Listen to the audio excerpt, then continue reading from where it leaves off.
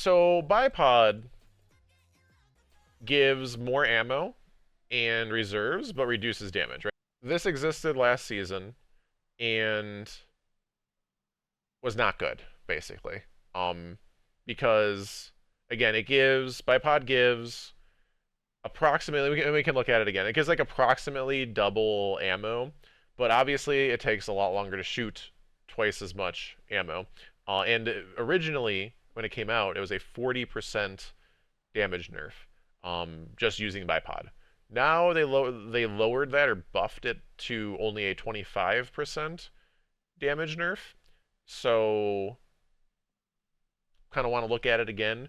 Again, the downside, right? The downside of bipod, other than, I mean, obviously it's a damage nerf when most things are a damage buff, but you do get the double ammo. But the downside is not only is it a damage nerf, but it's a perk, right? So like you have your reconstruction, or if you use something else that has like usually you want some sort of reload perk of some sort, and then you want some sort of damage buff, right? Which again, technically bipod is still a damage buff because of the extra shots, over a long period of time. But you're losing out. That opportunity cost is losing out on a damage buff here, right? Again, whether it be bait and switch for this specific rocket of Apex Predator, or maybe like an explosive light or something like that. So interesting. It's interesting. We're gonna test out a little bit of math, or maybe not so much math, but at least test it out, see how much damage each one specifically does numbers wise, and maybe test out how long it takes to shoot out an entire, all the shots involved. The thing with that is there's definitely a little bit of a um, skill for sure involved that I may not have perfect for sure, because to get them out as fast as you can, you want to like shoot them and then kind of reload, reconstruct one, then keep shooting. So there's a little bit of like downtime in there that may not be exacting, but we can at least get like a general gist. But the other night, well, actually, I guess the other thing with bipod, right, when reconstruction bipod, is look at that. We have 4 shots in the mag, right? So that's kind of interesting too for like burst damage. Like if you have a very very small window to do damage, like where you had basically exactly enough time to shoot out 4 rockets, that is a very intriguing possibility for how much damage you can do, right? So we kind of want to look at that. Like I'm going to shoot 1 rocket just to see a number, and then we can do a couple different things with that. So the rocket does, that was what, about 86,000? I might need to shoot one more because I forgot there's the impact and the explosion radius. It's a little harder to get exactly. We'll try to. I mean, again, it's not about like perfect math for this. So that's 86. I think 87 because there was like a 86. There was like a 200 and a 700. So we'll call that 87,000 damage. It's pretty close.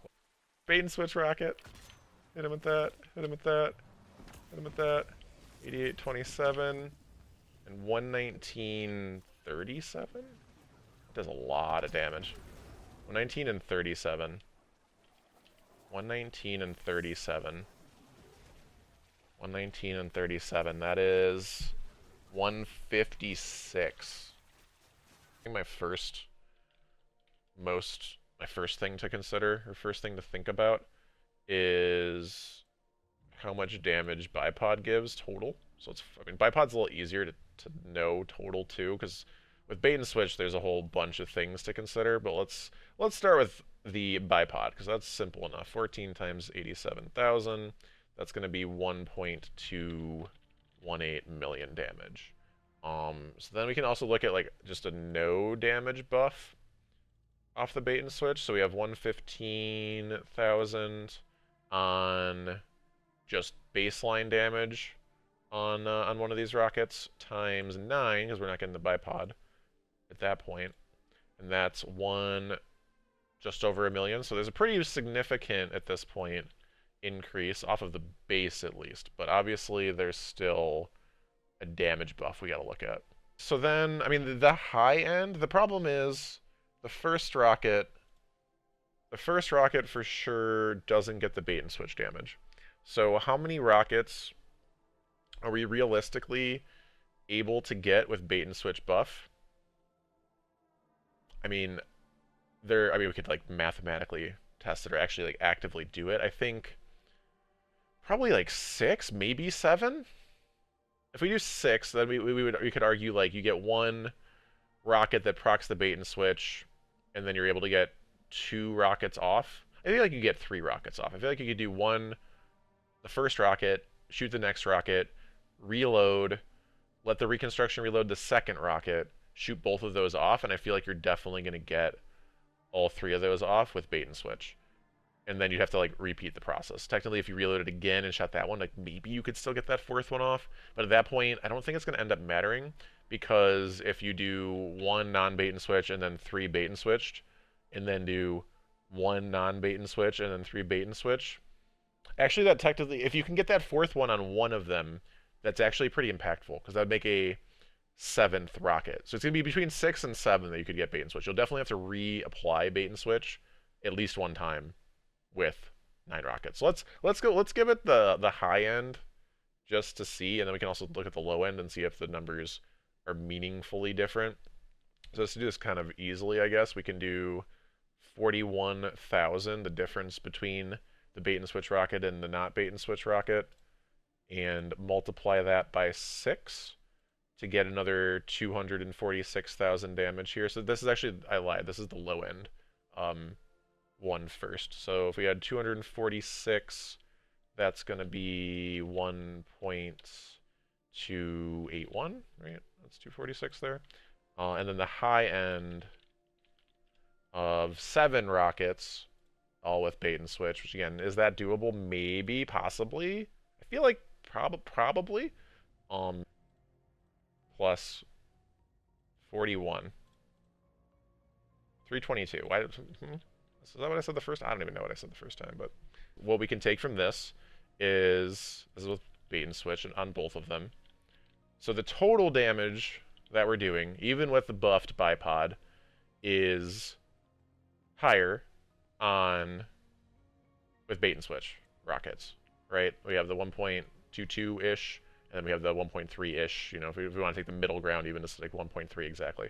So total damage of bait and switch rocket is going to be higher than total damage bipod. Now, we have the other consideration of how long will it take all the rockets to get shot off? But let's consider it just in terms of like amount of reloads is probably the easiest way to look at. So we got to look at the amount of shots, right? So we shoot 4, we reload, we shoot probably 3, we reload, we shoot 3, we reload, we shoot 3, we reload, we shoot 1. Technically we can do like another 4 somewhere in there, maybe to make this a little bit more efficient. Because that's 4, 7, 10, 13, then the 14th shot comes after that reload. But if we maybe wait on the 4th shot like here and do like a little bit of other damage or something, maybe.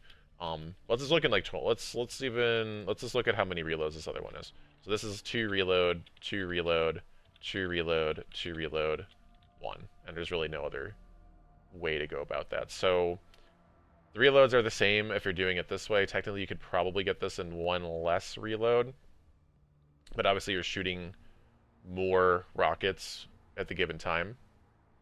So I feel like, with that being said, like you're not really winning on that either. So I think the one thing you can win, quote unquote, on is this original 4 versus 2 rockets, right? If there was a very short damage phase, times 4, that's 348. So like in this case specifically, which again, like is this case gonna happen?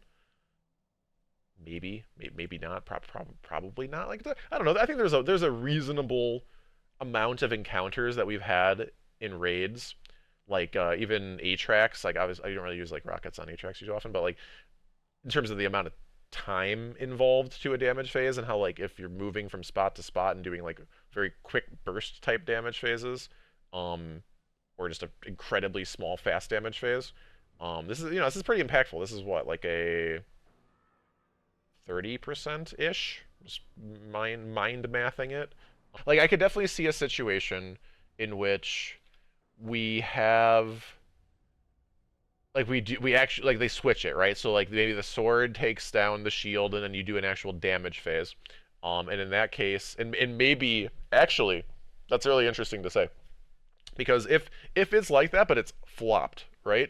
The amount of time that you have to do damage with the sword in D1 Crota is about probably that time that we would want for a reconstruction bipod to be really good. Because you get him down with the sword in this case of example, if it actually works that way. Get him down with the sword, and then you have that like window of getting 4 rockets off, which I don't think you could probably get 2 rockets reload and then do another rocket unless you're right on it.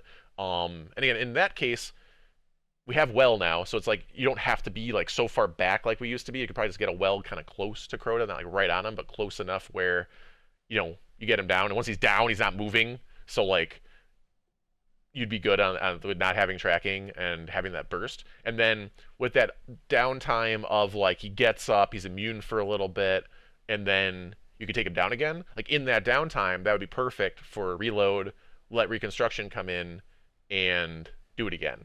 So that's actually really interesting. That's a really good point. And again, that's assuming like Crota's the same-ish, but like flipped type of situation. But it shows that like I feel like that could be an actual real raid encounter situation that would be that it could be useful in. I hope this video on the bipod buffs was interesting and hopefully helped spark just some thoughts and maybe some use cases that you may have for this weapon and updated perk. And as always, thank you so much for watching and have a wonderful day.